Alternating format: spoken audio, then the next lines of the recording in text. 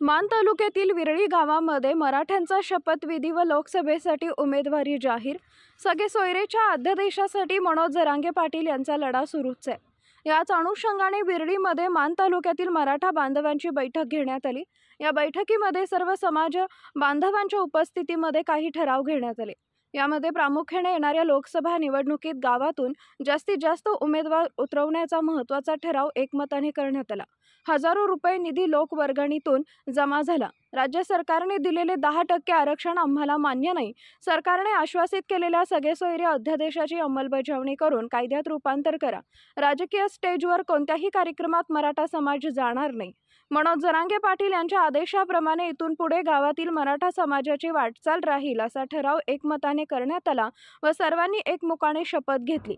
यावेळी मराठा समन्वयक मानप्रसादजी माने, सोहमजी शिर्के, साईराज शिर्के, धनराज समाज उपोषणकर्ते सुरेश गोरड यांची प्रमुख उपस्थिती होती। मुख्यमंत्री एकनाथ शिंदे व सरकार यांनी वाशीमध्ये आश्वासित केल्याप्रमाणे सगळे सोयरे अध्यादेशाची अंमलबजावणी करून मराठा समाजाला न्याय द्यावा अशी मागणी करण्यात आली। यावेळी बहुसंख्येने मराठा समाज बांधव उपस्थित होते। मानदेश न्यूजसाठी संपादक केशव जाधव, मानदेश न्यूज विरळी। मराठा समाजाचा आवाज बुलंद करण्यासाठी जास्तीत जास्त मराठा बांधवांनी आपल्या मानदेश न्यूज या यूट्यूब चॅनलला सबस्क्राईब करा। त्यामुळे मराठ्यांची परत फसवणूक झाली। यावेळेस सरकारला आपल्याला कोंडीत पकडण्यासाठी आपण प्रत्येक गावामधून 1 उमेदवार, 2 उमेदवार किंवा 5 उमेदवार असं घोषणा केली होती। तरी सरकार या होणाऱ्या गोष्टीला दबलं नाही किंवा त्यांनी मराठ्याबद्दल प्रेम व्यक्त केलं नाही किंवा जो येणारा अध्यादेश त्यांनी पारित करून दिला। मध्ये समजून जायचं मराठ्यांना परत आपल्याला सरकारकडून धोकाच भेटेल। त्यामुळे आपण काय करतोय, प्रत्येक गावातनं 2 उमेदवार, 3 उमेदवार, मिनिमम 2 उमेदवार देतोय। 10 असू शकतात, 5 असू शकतात। तुमच्या गावच्या कॅपॅसिटी, तुमच्या गावच्या नियोजनाच्या हिशोबाने, तुमच्या हिशोबाने तुम्ही लोकसभेला उमेदवार द्यायचे। म्हणजे प्रत्येक गावातून 2 म्हणजे अख्ख्या माड्यामध्ये कमीत कमी 1000 फॉर्म भरले जातील। आणि येणाऱ्या 24 तारखेला जरांगे पाटील साहेबांनी सकल मराठा समाजाची मिटिंग आंतरवलीसाठी बोलवली। त्यामुळे तिथं काही निर्णय होऊ शकतो। म्हणजे जर इथला नेता, आपण जो निवडून दिलेल्या सत्तेमध्ये बसलेले नेते, जर मराठा समाजाचा विचार करत नसेल तर मराठा समाजाने पण आता त्यांचा विचार करायचा। आता मराठा समाजाने आपल्या उमेदवाराचा विचार करायचा। जो जरांगे साहेब जो निर्णय घेतील त्या निर्णयाला आपल्याला सगळ्यांना साथ द्यायची आणि त्या हिशोबाने प्रत्येक गावातून 2-2, 3-3 उमेदवार द्यायचे आणि सरकारची कोंडी निर्माण करायची। सरकारने आता आचारसंहिता लागू झाली त्यामुळे अध्यादेश पारित करणं अवघड झाले।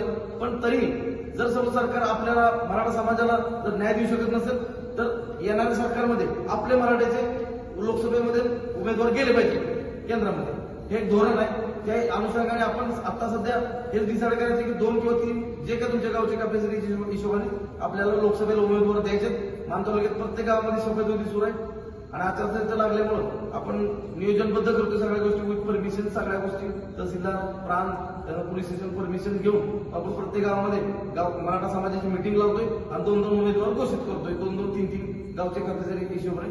जसं मुळीमध्ये 9 उमेदवार घोषित झाले आणि त्याच्यानंतर काळचोंडीमध्ये 4 आहेत। आज आमची राजवाडीमध्ये मिटिंग झाली, तिथं 2 आहेत। त्यानंतर दानवलेमध्ये झालं, तिथं 2-3 आहेत। तर प्रत्येक गाव आपण आपापल्या हिशोबाने गावच्या लोकांच्या वर्गणीत उमेदवार आपण उभा करायचा। जे इच्छुक असतील त्यांनी आपले नाव जाहीर करायचं आणि उमेदवारीची तयारी करायची। जे काही डॉक्युमेंट्स लागतील ते आम्ही तुम्हाला सांगू, त्या हिशोबाने डॉक्युमेंट्स रेडी करायचे। पण आपला बोलत ना, जर मराठा आरक्षण 6-7 महिन्याचा लढा चालू होता, एवढा मोठ्या संख्येने मराठा आपला वाशीला गेला, तिथं तुम्ही जनतेसमोर, सगळ्या महाराष्ट्राच्या पूर्ण भारताच्या जनतेसमोर तुम्ही जो सगळ्या सोयऱ्याचा अध्यादेश दिला त्याला पारित करण्यासाठी तुम्ही मराठा समाजाचा पळत छळ सुरू केलाय। त्यामुळे आपण यावेळेस गाफील राहायचं। जर सरकार आपल्याला या पद्धतीने झुकवत असेल तर आपण सरकारला आपल्या पद्धतीने झुकवलं पाहिजे। कारण मराठा गनिमिकाव खेळायला आपला मनोज जरांगे पाटील नेतृत्व खूप खंबीर आहे, निष्ठावंत आहे। त्यामुळे मराठा समाजाने आपल्या लेकराचा विचार करायचा। लक्षात ठेवा, यावेळेस नेता नाही, नेता आणि आपला मुलगा 2 गोष्टी डोळ्यासमोर ठेवायच्या। आपल्याला नेता पाहिजे की आपला मुलगा पाहिजे, मुलाचं भविष्य सुधारलं पाहिजे। आपल्या समाजामध्ये जो आता जो नोकर भरतीचा जो विषय आहे, जो 180 मार्कवाला मराठ्याचा पोरगा 130 वाला दुसरा वरती जातोय, तर हा कुठेतरी मराठा समाजात खूप मोठा अन्याय आहे। जर आपल्या मराठा समाजाला न्याय पाहिजे असेल तर आपण स्वतः आपली तलवार उभा केली पाहिजे। म्हणजे जे काही लोकशाही पद्धतीने जे काही करता येईल त्या पद्धतीने करायचं। आतापर्यंत आपण रोडवरती आंदोलन केलं, रोड रोको केला, त्याच्यानंतर आपण साखळी उपोषण केली, तरी सरकार काय आपल्याला सगळ्या सोयऱ्याचा अध्यादेश पास करून दिला नाही. म्हणून आता नवीन लोकशाही पद्धत म्हणजे जी आपल्या हक्काची लोकशाही पद्धत म्हणजे उमेदवार देणं. म्हणून प्रत्येक गावातून 2-2, 3-3 उमेदवार तुम्ही द्यायचे आणि आपला मराठा आरक्षणाचा आपला मराठा हक्काचं आरक्षण आहे ते आपल्याला पात्रात पाडून घ्यायसाठी आपलेच लोक लोकसभेला पाठवायचे. जय शिवराय.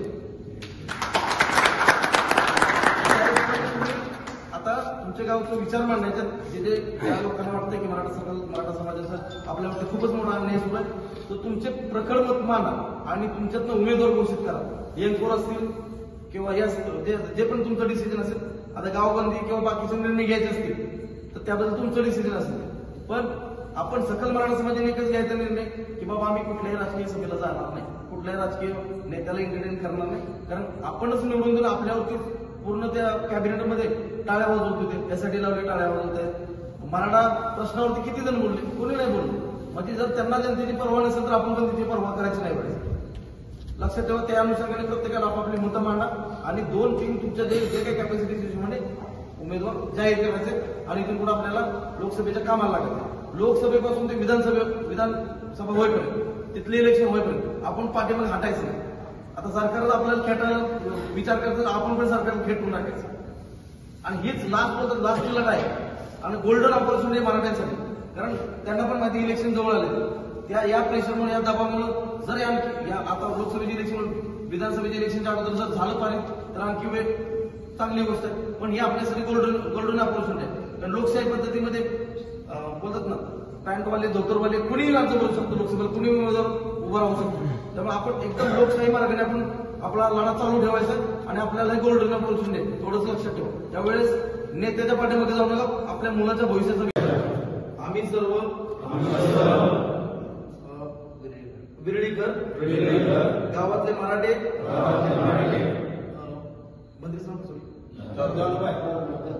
जानूबाई मातेच्या मंदिरामध्ये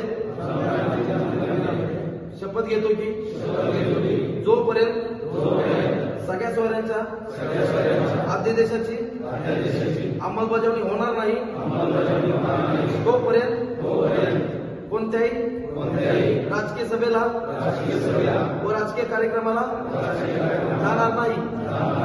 50% आत ओबीसी मधून आरक्षण मिळालेच पाहिजे.